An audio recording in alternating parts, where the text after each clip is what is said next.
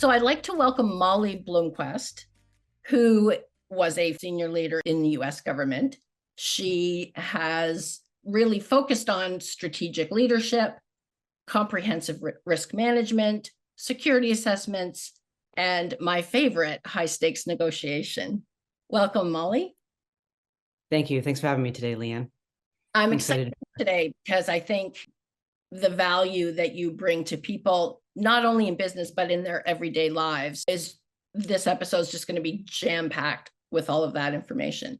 Because I'm curious where you started, how you got on this path to where you are today. Sure. I would tell you it's probably been in my blood. Even growing up, very humble beginnings in southeastern Ohio. My grandmother's brother was a former FBI agent, and so he would come visit and he would tell tales of the FBI and of his exploits there. And I always found that fascinating. And my grandfather and my father are former military. So, that sort of was always had a government feel to it. And growing up in a small town in a rural area, there's lots of people who go to the military or who want to work for the government. So it was sort of always around me, whether it was directly or indirectly. And after college, I actually moved to Florida, and I was conducting investigations for a federal contractor for a while, which led to Denver, Colorado, doing the same thing there, and then moving on to some other federal contractors. And then it parlayed into a US government career. So, over 20 years in the making. And it all started just, basically homegrown, working up, doing investigations, and then moving into more senior levels and more progressive things. And I'm sure more interesting and high stakes things too, even perhaps. I mean, I've been able to travel the world, and the exposure and the things that I've had have been fantastic. And I'm sure those stories that your uncle told you were probably uh, as much a lesson as they were a bit of a teaser as to what you could be. Yeah, one of the things that stood out too is so my grandmother was one of 11 kids, and went through the Great Depression. They had a bed and a toothbrush for 11 kids. And growing up, we were sort of a salt of the earth family, but we didn't have it to that degree. I mean, one toothbrush for 11 kids, that really stood out. And then when my uncle would come into town, he went to college, then he went to law school, then he acquired a job with the FBI, and then rose up through the ranks. That to me showed that no matter where your start was, whether you had something where you had to try a little harder because you didn't have the family connections or sort of the resources, you could really make something of yourself if you had the perseverance and the grit and you put in the hard work. And so it was somewhat about his stories, but it was about what he made out of his life and how proud he was of that and how good he was to his family. So a little bit, I think it's what sparked me is that he did something, that seemed very grand to me. Living in Washington, D.C., when you're from southeastern Ohio, it seems like it's almost like a foreign concept. And so I just thought he was really cool. So that was very impressionable to me growing up. One of the things I'd love to talk to you about is reading body language and being able to tell when either a partner or a business associate or our boss or our employee are telling an untruth. Sure. I think that there's lots of parallels between whether it's personal, professional with body language. And one of the big things, there's lots of literature, lots of things about body language. Really what it boils down to is understanding the person and then what is different about the person. So there's not a one thing fits all, but there are general things to be aware of. And so, for example, if somebody's lying, their body language typically can give you a clue, right? And so, what's normal for them, what's not normal for them. It is about paying attention. And so somewhat to what they say, but it's also what they don't say. So those nonverbals are extremely important. And so one of the things are anchor shifts. And so if you ask, what's an anchor shift? Right now, I'm sitting down chatting with you. If I were to move and shift from one hip to the next, or start to do that when we're talking about a topic or you've asked a question, did that make me uncomfortable? Or have I just been sitting for so long, I have to move. So it's understanding the person as best as you can. Do I have a bad back? Maybe, so it's not related to the question. Or I've been still and engaged, and yet I start fidgeting when something specific is asked. And so standing, am I shuffling from one foot to the next? When something maybe seems to be a tense conversation or an area I don't want to talk about. Does somebody flail with their hands and then all of a sudden they stop? It's looking for those specific things. Do they close? Do they start closing up, crossing their arms? Do they seem like they're making themselves smaller? And so it's looking for all those things in relation to, did a topic change or is a topic sensitive? But it's really knowing for as much as you can about that person. Those can give you, I think, clues to whether you want to ask specific follow-up questions and see, does it continue? But also, how does the verbal also change in what they're saying to you? So if we didn't know the person, if we were in a business meeting, a high stakes business meeting, I'm doing a presentation to a client or to an investor, what would that look like? If I didn't know the people, what signs would I look for to see whether they were engaged or they were bored? Sure. And things I would look for too is, anytime, a long meeting, people have an attention span, right? And people can pay attention at different rates. And that's a normal thing. If you don't know them, it is, did you observe in that period of time, are there significant anchor point shifts? Are there shifts that are even than verbal? I know right now we're talking about body language, but verbal is, important piece of that. Do they all of a sudden, when you're talking about a certain topic, do they start picking like phantom lint on their jacket, on their pants? Do they start moving their feet? Leg tapping is a big one. Do they start tapping their foot and moving their leg up and down, or start shifting in the chair? So just looking for those things. If they started doing it, say you don't know them from anything, first time meeting them, but they're doing all those things, that might just be them. But if they stop, that means their attention has shifted for a reason. Or if they start a behavior that you haven't observed, there could be a why behind that. Right. So if they start out open and then you get to a certain point and they kind of back away, that may be that they're like, okay, this isn't for me.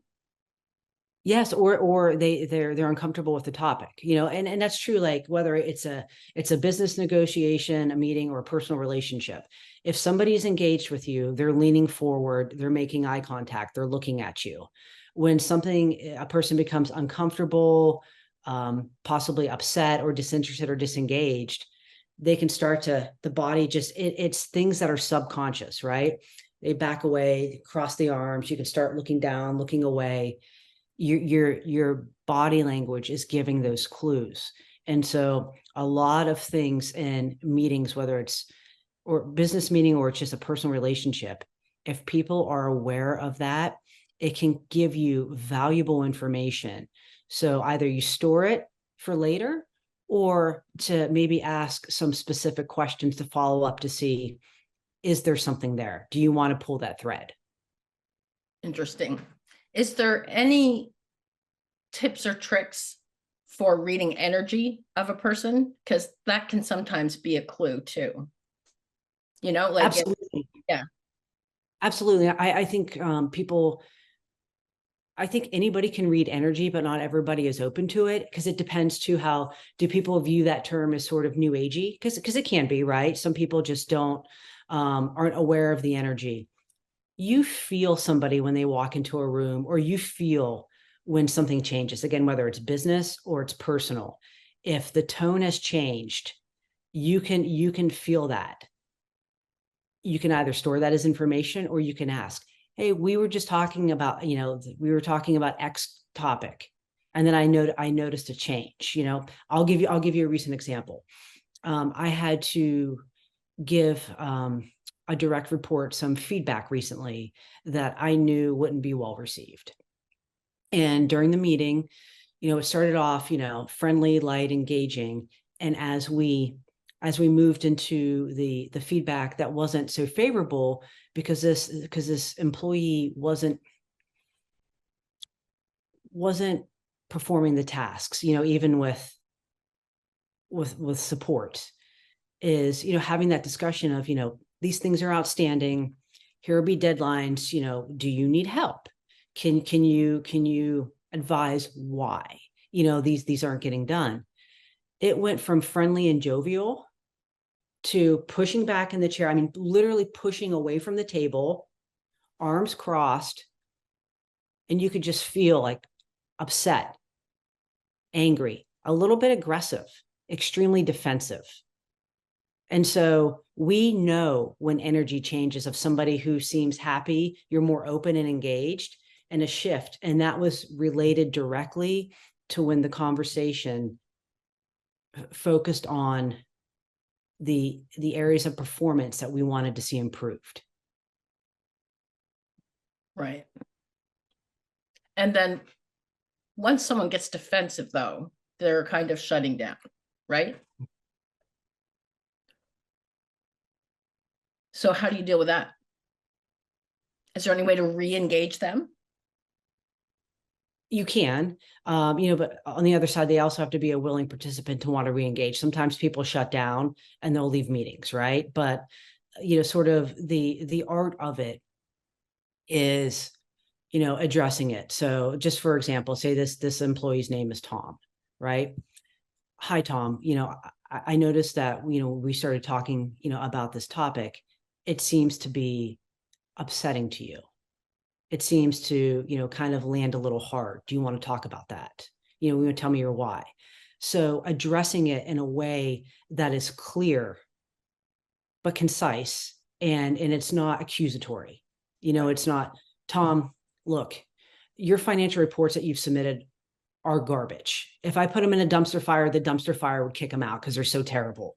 It's, if you say that, he's going to be immediately on the defensive. But if you say, hey, Tom, like, I noticed that, you seem to be a little bit upset or defensive about this. Let's talk about these reports. Is there something going on, at home, or is there something at work where you would need maybe additional support or training? Can you kind of help me understand this?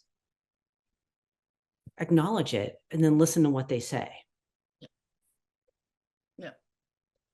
So are there cues to tell us, and maybe they're micro movements? We know that if someone shifts, maybe we're looking for shifts in their behavior, but sometimes people are really good at telling untruths. Correct. I'll call them untruths because, some people might say a lie is a little bit strong, but a lot of people like to bend the truth. And is there anything we can look for? I heard once about something like touching your nose, or I don't know, maybe that's micro movements, but are there any key things that you would look for in an interrogation situation where someone is lying? Sure. I mean, there's a lot of literature about myofascial expressions, to sort of to look at that, where, micro expressions. So as we're chatting, if you were to ask me something that I didn't like, did I flash anger across my face? Did I snarl? Did I furrow my brow? Did I roll my eyes? So did I do certain things that maybe I'm unaware of, but are telltale signs? Possibly touching nose. Or also say too, if you look up and to the right or up and to the left, that could mean you're lying. Maybe it does, maybe it doesn't. Is there a shift of behavior, whether physical or verbal, when related to the topic? And usually once a question is asked, or even question recognition. So if somebody understands what's being asked of them, it's usually the first 5 seconds after question recognition. If they're uncomfortable with something or they're looking to bend the truth, you can see verbal or behavioral markers that could indicate somebody is possibly not being completely forthright. Interesting. Yeah, I think I'm going to ask the question that maybe all men and women are asking out there, but won't ask. How can I tell if my partner or spouse are lying? Yeah, well, one, I would say too, with certain training, if you're always looking for something, be mindful that you're not creating it and bringing it to fruition. Sometimes people lies of omission because they're planning, a surprise party or surprise event. So there could be those things. But all that aside, assuming that we're talking about, a spouse who is possibly being unfaithful, or somebody hiding an addiction, be it gambling, alcohol, some type of substance abuse. You'll start to see those things when you ask questions and you're not getting direct responses, right? And so it's sometimes what's left unsaid. You ask a question, but they don't specifically answer it. And sometimes too, especially when we have personal connections with somebody, when there's feelings, we don't sometimes want to know the truth. Not everybody does. So they say, well, I asked and he or she answered, but they really didn't answer. It could be a convincing statement, honey, I feel like, maybe you're seeing somebody else. And so the response could be, well, why would you think that? I'm so busy. I love you. We've been together 10 years. That didn't answer the question. Didn't answer whether the person was seeing somebody else. And so that's a convincing statement to be a distraction, right? So those are things to look at. And then to kind of pair the verbal and nonverbal, when that question's asked, listen to what they're saying, or more importantly, what they're not saying. What is their body doing? I love you. Why? Maybe pushing, the body's turning away, or they start to fidget, or they're looking down, or they start playing on their phone. Honey, I got a lot of work to do. This. Like, don't be crazy. Which will then make every woman feel like they want to be crazy when that's said. So it's just really understanding those differences and listening. Yeah, because it's a different conversation if a man is asking a woman about being unfaithful. It's a little bit, the conversation rolls out differently, I think. Right. But also, if somebody isn't a direct response, I've never cheated on you. I've only been with you. I've only been faithful. Why do you feel this way? What is going on? And then having a conversation.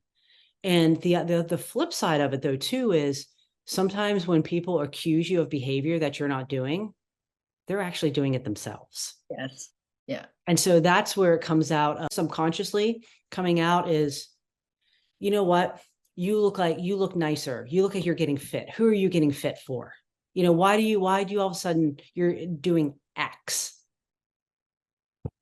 That spouse thinks, well, that's kind of a backhanded compliment, like, thank you for saying I look nice, but I'm not cheating on you. Where is this coming from? And doesn't think to start to pay attention, are there behavioral shifts in that person who's being the accuser? Because maybe they're coming home later, they're more engaged in their phone. And look, there's a difference when you're texting somebody and it's professional, or there's not an emotional attachment, then you're in your phone texting somebody and there's an emotional attachment. You tend to smile. You're more focused on your phone. So there are things that can be assessed to see, behavioral changes. Are there changes of patterns? Exactly. So it's that shift again. Exactly. They start using a computer when they haven't used a computer before ever. Yeah. Which sounds crazy, but some people just use their phones, right? So, or they go into a separate room. I got to take this call, or I have to take this text. I had a colleague once who discovered her spouse was unfaithful because the spouse would go to the bathroom and blame sort of IBS or tummy issues, but would be in for an extended period of time. with her Comes to find with their phone, but wouldn't take their phone in before, or wouldn't take their phone in, it wouldn't stay in that long, so the spouse was at first concerned, are there issues? Like, do we need to go to a doctor and kind of run some tests? Because I love you, I don't want anything wrong with you, to this seems a little fishy, doesn't want to go to the doctor, seems to be distracted. Well, that's where the phone calls and the texting were happening, and sort of having frequent bathroom trips to accomplish faithfulness. Yeah, I think that's a common one. If people don't know about that, the good old bathroom trick. Sadly, I know about it. So just one final thing about that, just insider tip is, if you feel that your significant other, your loved one, is using the bathroom for maybe something other than the bathroom, check the toilet paper roll. Is it actually going down, or is it staying the same? Most people won't think to actually peel off, some toilet paper there for use. They'll just flush the toilet, act like they're washing their hands, and then be done. So always check the toilet paper roll. Wow. Molly, I'd love to talk about situational awareness. So being aware of our surroundings and the environment around us, for not only personal safety, but I guess in a business situation, but we all have to go from point A to point B, whether we're using a plane, car, train, in our everyday lives. So what are those things that we should be thinking about that are around us, and what should we be aware of? Sure, I think that's a great question. And the applicability extends to all areas of your life, personal, professional. One of the phrases that I heard years ago, and it stuck with me, and so I can't take credit for it, but I thought it was brilliant. If it feels bad, it is bad. And so it's just another way to say, trust your gut. So, and I'll give you a situation about that here shortly, but just to answer kind of a little bit more of your question is situational awareness. It's not being so ensconced in your phone or so just in your head where you are mindlessly driving, walking, doing whatever. Is you know where you're going, you have a plan, your eyes are up, right? Is it darkly lit? Is it daytime? Are there people around? Are you somewhere where you're a little bit more isolated? Those things matter. So you really want to have a plan, being aware of your surroundings. What'll happen if where you're going, if you can't make it to the next leg of transportation, if something breaks down? Do you have a place to stay? Do you know where you're going, who you can call? If you're in a foreign country, what's the number to the closest US embassy or US consulate? Are there local police force? Are they friendly? Are they not friendly? Are there any type of businesses that you could go to nearby that could possibly help you? And so whether it doesn't actually have to be foreign, it could be domestic, but where are you? And so what's around you? Also too, for situational awareness, how we're dressed. If we're going to an area that maybe isn't economically prosperous, are you flashing a fancy watch, fancy earrings? Like, how are you dressed? Are you making yourself stand out as a target where somebody thinks you may have something on you? Is your purse open, showing your wallet? Do you have, things that make you look more of a target? Or are you dressed appropriately and just sort of kind of dressed down? So I would look at that. If you're a single female traveling alone on a business trip, don't go by a stairwell. Don't get a room by a stairwell. I always seem to be given rooms right by the stairs. Yeah, because that's easy entry exits for people who have nefarious intent. And so whether it's to pickpocket, to steal, or to do something a little more physical and violent, you want to be on the interior. You want to be away from the stairwell because that's easy access up and down. And so, and things that you can travel with are door stops, or things that you can door jam from the inside if you want to as well. Not to, go too far down the things that you could do for hotel and travel safety, but those are things to consider. You can even use in your personal home, your residence, depending on where you live. And so It is being aware of your surroundings. And so, a couple examples. This happened to a good friend of mine several years ago. She was picking up her mother and she was taking her mom somewhere. And they would have to take frequent breaks because of her mom's medical condition. And so they pull up to a gas station, and my friend assesses it, and she notices this person that kind of is male that stands out to her, that she just gives her a bad feeling. Remember, if it feels bad, it is bad. And there's a car nearby. She tells her mom, just stay in the car. I'm going to go inside. I'll get us some, supplies, right? Probably water, maybe some food or whatever. Lock the doors. Then, because in her mind, this guy will be gone, and then I'll bring my mom inside, right?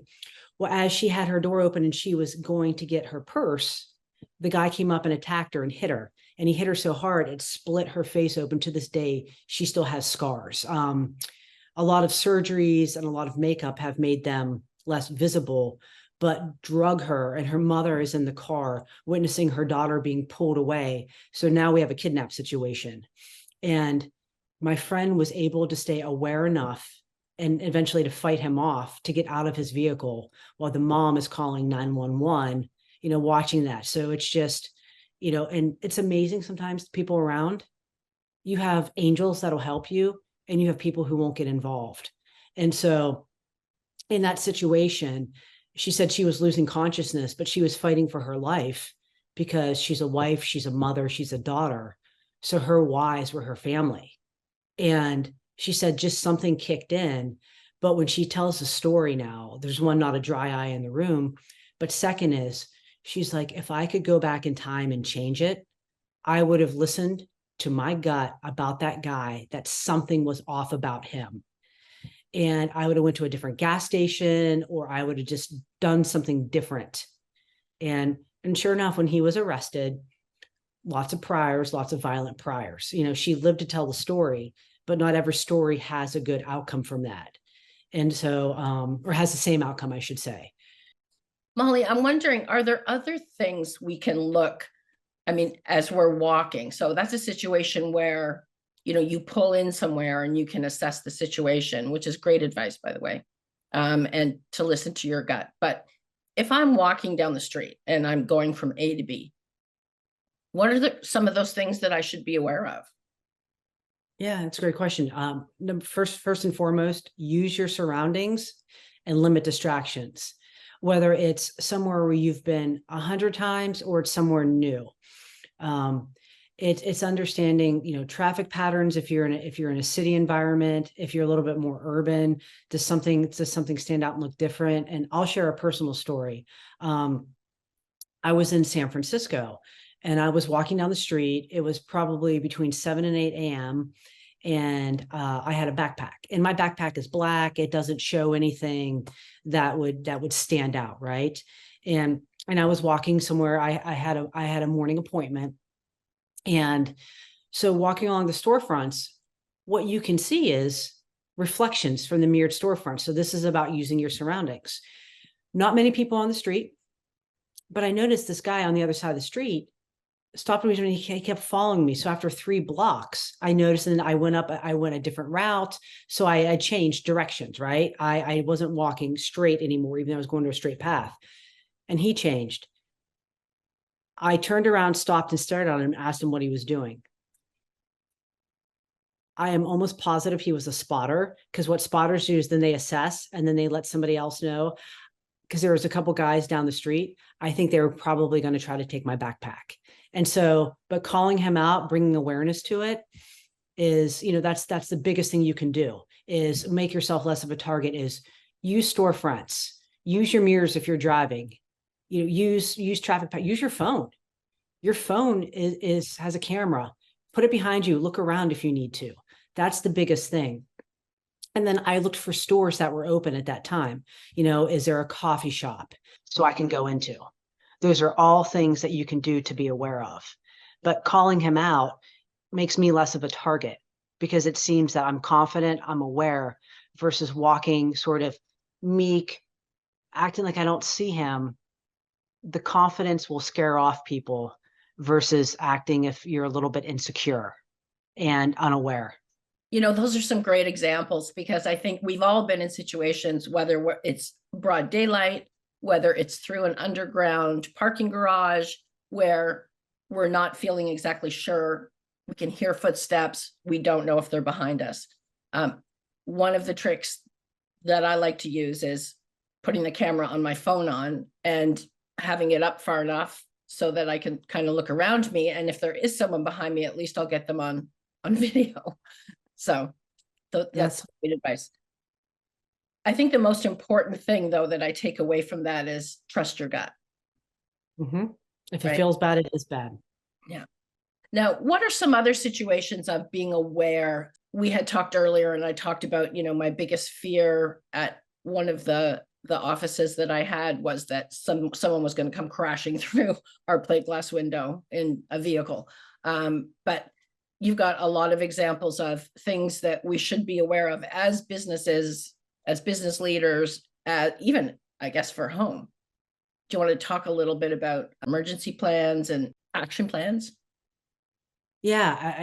Again, I think whether it's in business or it's for your personal life or your family, having a comprehensive emergency plan is critical. And it can be specific to where you are. So, for example, if you're in an earthquake zone or an area prone more to earthquakes, you'd want to have a plan that addresses earthquakes. If you're somewhere with hurricanes, looking at natural and man-made disasters and having a plan what you're going to do.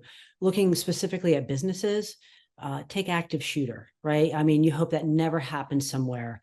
There was a client that I had worked with previously, and an employee, they had noticed a little bit of some behavioral changes, but they thought, oh, maybe something's going on, but didn't really ask because they didn't want to pry into the employee's life, but noticed some changes that weren't entirely positive. Well, one day the employee pulls into the parking lot, and a colleague notices when in the back seat there are weapons. And this is a company that does not have, that has a policy, you can't bring personal firearms to work, right? And a lot of businesses have that. And then notices that there are some other things that look alerting. It says, hey, like, why do you have this? Actually does the right thing. Oh, I'm going to go hunting later. And thinks, this isn't hunting season. Where are you going to go hunting? And why is this out? So alerts the security guard and says, I think something's wrong. A security guard calls the local police. The police are dispatched. They come because they'll need a little bit more assistance. Long story short, the guy had planned to initiate an active shooter at work. He had planned to go floor by floor and start an open fire. So that company didn't have what to do in that type of an emergency, but thank goodness, the colleague had seen, oh my gosh, this doesn't seem right. There's firearms. And then really started walking through, like, well, that's an assault rifle. You're not going to go hunting with that. You would go with a shotgun, right? If nothing's in season, just really understood the story didn't make sense. So thank goodness. And so comprehensive plans, active shooter, the example you used, a vehicle driving through, where do employees go? Where are the places that they can hardpoint, that they can safe haven in? How do they get out? How do they communicate? What are the call rosters? If you have to evacuate the building, what are your rally points? Where are you meeting? And so to translate that or to parlay that to a family, for if something happens like a natural disaster or some type of man-made disaster, where's your family's rally points? Where are you meeting? What if the cell towers go down? What if comms are down? Does your family know or your loved ones know to go meet somewhere where you can convene to make sure you're safe if it's not your home? Because what if your home, was not an option for you? Where are your secondary and your third options? And so those are all good things to think about. It's not to scare people, but it's just to have them thinking it through and understanding what things that you can do that are achievable, but could have big results, right? And so as from that active shooter example that I provided, the company put in entire plans addressing types of disasters and types of incidents that are specific to that location, but also then too, plans to help the workforce, because that's traumatic of what they went through, of resources available for any type of ongoing support that employees may need. What would that plan look like when there was an active shooter? Like, do they have a way to address all the staff so staff can get to a safe place or exit the building? What does a plan like that look like? Generally, not a lot of detail. Sure. So it'll be specific to the company, right? How big is the building? How small is the building? What is the size of the employees, right? If you hear gunshots, there should be, if you hear this, what do you do? Do you know how, like, do you call 911? Do you call the local security guard? Do you know to shut your doors? Or you get away from windows? So it's having what employees do. And so is it run, hide? They say run, hide, fight, but necessarily not everybody would be trained in that situation, right? So it's having a plan of reasonably what employees should do, and then practicing that, whether it's semi-annually, it's annual training, it's having the documentation as part of your employee package that they can look at, and it's refreshed because it's muscle memory. It's giving them something to do. And when any type of situation like this happens, people process stress differently. You're hoping that what they remember from the training or from the education that was provided to them, they're able to follow enough that their life is saved, and maybe their colleagues as well. And so walking broadly through it is giving an employee somewhere to go, understanding, is there somewhere they can hard point in the building? Bathrooms, right? Because they tend to be on the interior, and don't have windows, right? Are you able to lock the door from the inside and hide? If there's an office with a bunch of windows, well, that's probably not going to last. It's going to be shot out a little bit easier in those types of situations. Where are the emergency exits? And if you exit, where are you going for a rally point? Who are you calling? Yeah. Understand, are you near a police station? Are you near a fire station? Things like that too, if you can get out of the building. But if you can't get out, where you should go. Yeah, it's time and time again. I know we all say this, it's just sad that we have to have an active plan for a shooter. And the world is different. It's a totally different world. And then I guess there are some things that happen that maybe there is no plan. 9/11. You can't plan for every situation in life, but you can have a general plan of, if something goes bad and I am here, if I live in Chicago and something goes bad at my home or work, I plan to go to X if I'm able to, right? And my family, this is how I plan to reach out to get in touch with them. Yeah. And so it's having those plans, whether it's personal or business, and it's not to make anybody hyper vigilant or scared. It's just about reasonably understanding. Yeah. And so it's just assessing and being aware as best you can without being so scared or paranoid that you won't leave your house. It's true. If you start thinking about everything now, you might just want to double lock your doors and just stay in. Molly, if you could give everybody one thing to think about as far as their own safety, whether it's business or travel or personal, just to think about, what would that be? Look at your patterns. Look at your personal and professional life. Where do you think you're most vulnerable? And what could you do to improve it? What even small micro changes could you do that could improve the safety and security for yourself or your loved ones or your company? That's amazing. I like that. Thank you very much, Molly. Thank you so much for having me today. You're welcome.